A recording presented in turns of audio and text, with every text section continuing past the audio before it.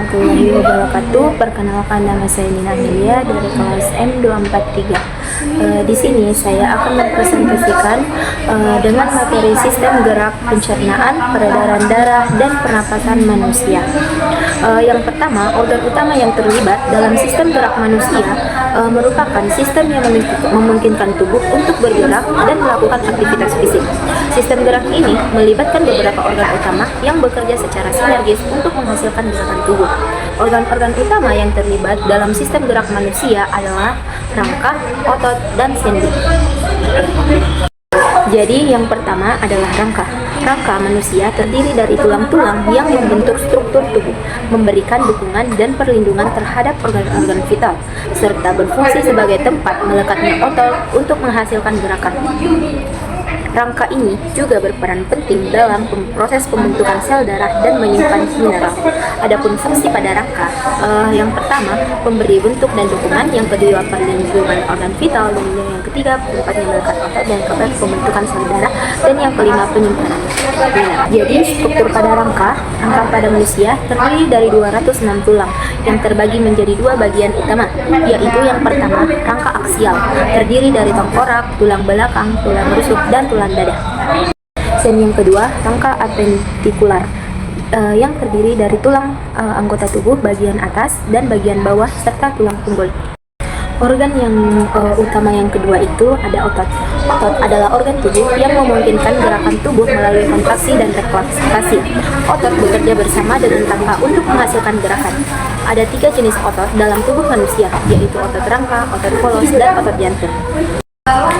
Yang pertama ada otot rangka. Otot rangka adalah jenis otot yang paling banyak ditemukan dalam tubuh manusia. Otot ini melekat pada tulang melalui tendon yang berfungsi untuk menghasilkan gerakan tubuh yang dapat dikontrol secara sadar. Oleh otot rangka ini bekerja dengan cara berkontraksi. Dan yang kedua ada otot polos. Otot polos ditemukan di dinding organ tubuh yang berongga seperti perut, usus, dan pembuluh darah. Bekerja secara tidak sadar dan berfungsi menggerakkan isi organ tubuh.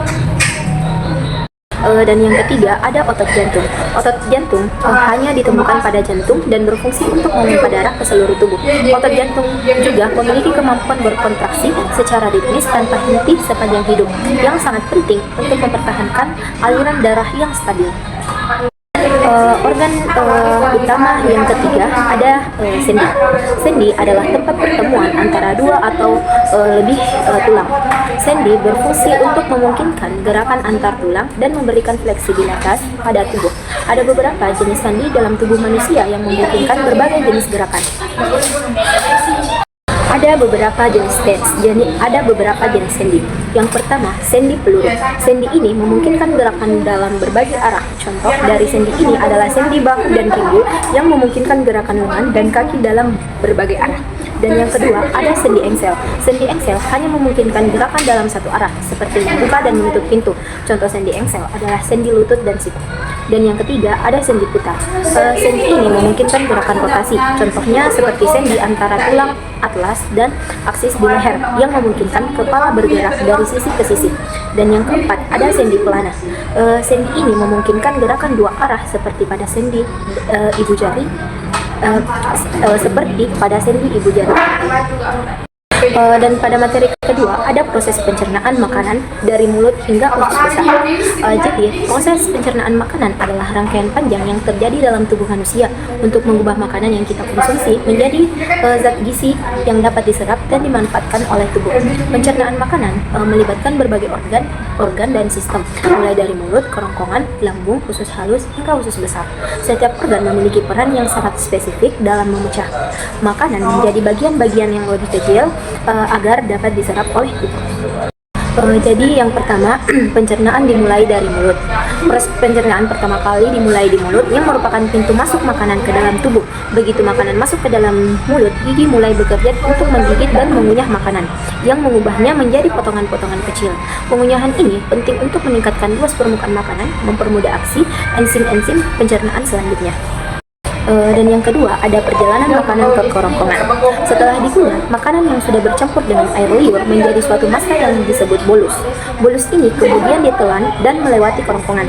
Proses ini dilakukan dengan bantuan gerakan yang disebut peristaltik, yaitu gerakan gelombang yang meremas makanan menuju lambung.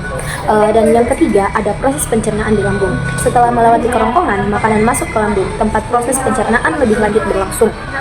Lambung adalah organ berbentuk kantung yang memiliki lapisan otot yang kuat dan dinding yang dilapisi dengan lendir untuk melindungi jaringan dari asam lambung yang sangat kuat.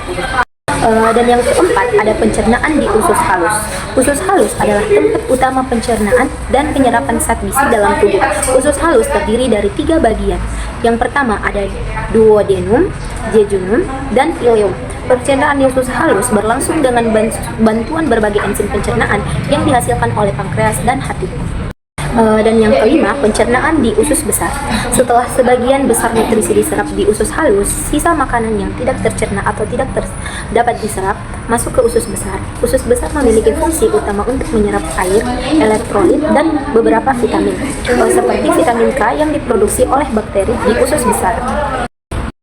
Dan pada materi ketiga ada mekanisme sirkulasi darah dalam tubuh manusia. Sirkulasi darah adalah proses penting yang memungkinkan tubuh manusia untuk mendapatkan oksigen dan nutrisi serta mengeluarkan limbah metabolik seperti karbon dioksida dan produk sampingan lainnya. Sirkulasi darah dilakukan oleh sistem kardiovaskular yang terdiri dari jantung, pembuluh darah, dan darah itu sendiri. Sirkulasi darah dapat dibagi menjadi 2. Yang pertama, sirkulasi utama, sirkulasi pulmonalis, dan sirkulasi sistematik. Sistem ini memastikan kelangsungan hidup dengan mengangkut zat-zat yang diperlukan ke sel dan mengeluarkan limbah dari tubuh. Jadi mekanisme sirkulasi darah yang pertama, jantung sebagai pompa utama. Jantung adalah organ yang bertanggung jawab untuk memompa darah ke seluruh tubuh. Jantung manusia terdiri dari 4 ruang. Yang pertama, 2 atrium di bagian atas dan 2 ventrikel di bagian bawah. Atrium menerima darah, sementara ventrikel memompa darah keluar. Fungsi utama jantung adalah memastikan darah mengalir dengan efisien ke seluruh tubuh. Dan yang kedua, ada sirkulasi pulmonalis. Sirkulasi pulmonalis adalah sirkulasi darah yang mengalir dari jantung menuju paru-paru untuk mengambil oksigen dan mengeluarkan karbon dioksida. Proses ini dimulai dengan darah deoksigenasi yang masuk ke atrium kanan jantung, kemudian dipompa ke ventrikel kanan, dan dari ventrikel kanan darah dipompa ke paru-paru melalui arteri pulmonalis. Di dalam kapiler paru-paru terjadi pertukaran gas di mana darah yang mengandung karbon dioksida melepaskan gas tersebut dan mengambil oksigen. Setelah itu, darah yang kaya oksigen kembali ke jantung melalui vena pulmonalis dan memasuki atrium kiri. Dan yang ketiga, ada sirkulasi sistematik. Setelah darah teroksigenasi di paru-paru, darah mengalir kembali ke jantung melalui vena pulmonalis menuju atrium kiri. Darah kemudian dipompa ke ventrikel kiri dan mengalir keluar melalui aorta. Pembuluh darah terbesar dalam tubuh. Dari aorta, darah mengalir ke berbagai organ dan jaringan tubuh melalui arteri dan pembuluh darah yang lebih kecil. Proses pertukaran gas, nutrisi, dan limbah terjadi di kapiler tubuh. Oksigen dan nutrisi disuplai ke sel tubuh. Sementara produk limbah seperti karbon dioksida diambil dari sel untuk dibawa kembali ke jantung. Dan yang ada pengembalian darah ke jantung. Setelah darah mengalir ke seluruh tubuh dan memberikan oksigen serta nutrisi ke sel, darah mengalir kembali ke jantung dengan membawa limbah metabolik seperti karbon dioksida. Darah kembali ke jantung melalui 2 pembuluh utama, yaitu vena cava superior dan inferior menuju atrium kanan jantung. Dari sini proses sirkulasi pulmonalis dimulai lagi. Dan pada materi yang keempat ada proses pengambilan oksigen dan pembuangan karbon dioksida dalam sistem pernapasan manusia. Sistem pernapasan manusia memiliki fungsi utama untuk mengambil oksigen O2 dari udara dan membuang karbon dioksida CO2 hasil metabolis di tubuh. Proses ini dilakukan melalui beberapa tahapan, dimulai dengan pemasukan udara dalam tubuh dan berakhir dengan pertukaran gas di alveolus paru-paru. Yang pertama, ada pemasukan udara ke dalam saluran pernapasan. Proses pernapasan dimulai dengan pengambilan udara ke dalam tubuh melalui hidung atau mulut. Udara yang masuk kemudian melewati trakea yang bercabang menjadi 2 bronkus dan kemudian terbagi lebih lanjut menjadi bronkiolus yang lebih kecil hingga mencapai alveolus di dalam paru-paru. Yang kedua, ada pertukaran gas di alveolus. Alveolus adalah kantung udara kecil di ujung bronkiolus, tempat terjadinya pertukaran gas. Di sini oksigen dari udara yang masuk ke dalam tubuh didifusi ke dalam darah. Kemudian karbon dioksida yang dihasilkan oleh metabolisme tubuh didifusi keluar dari darah untuk dibuang. Proses difusi ini terjadi karena adanya perbedaan konsentrasi antara gas-gas di dalam darah dan udara alveolus. Dan yang ketiga, ada pengangkutan oksigen dan karbon dioksida oleh darah. Setelah pertukaran gas di alveolus, darah yang teroksigenasi kembali ke jantung melalui vena pulmonalis. Kemudian dipompa ke seluruh tubuh. Sel darah merah membawa oksigen yang dipasok ke dalam jaringan tubuh. Sebaliknya, karbon dioksida diangkut kembali ke paru-paru melalui pembuluh darah vena untuk dikeluarkan saat kita menghembus nafas. Dan yang keempat, ada ekshalasi, di mana proses ekshalasi atau penghembusan nafas dimulai ketika otot-otot pernapasan berkontraksi, mendorong udara keluar dari paru-paru melalui saluran pernapasan. Karbon dioksida yang ada di alveolus kemudian dibuang dari tubuh melalui hidung atau mulut.